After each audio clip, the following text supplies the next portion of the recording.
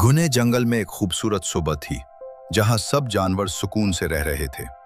चिनो, एक समझदार चूहा, अपनी टीम का लीडर था। बनू खरगोश बिजली की तरह तेज था।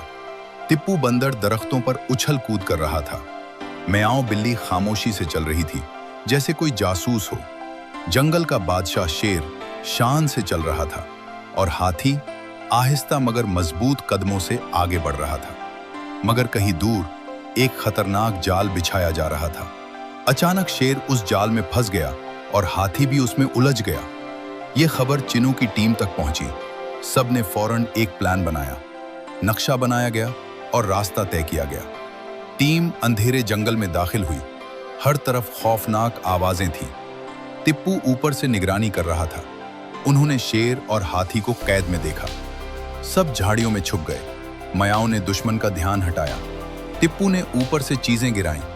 बनू ने तेजी से रस्सी काटना शुरू की। चिनू ने गिरह खोल दी। शेर आजाद हो गया। हाथी भी आजाद हो गया। सब खुशी से जश्न मनाने लगे। शेर ने कहा, तुम सब बहुत बहादुर हो। हाथी मुस्कुराया और सबको शुक्रिया कहा। सब ने दोस्ती का वादा किया। सूरज गुरूब हो रहा था और टीम हीरो बन चुकी थी। ये था जंगल का खुफिया मिशन जहां छोटे हीरो ने बड़ा काम किया।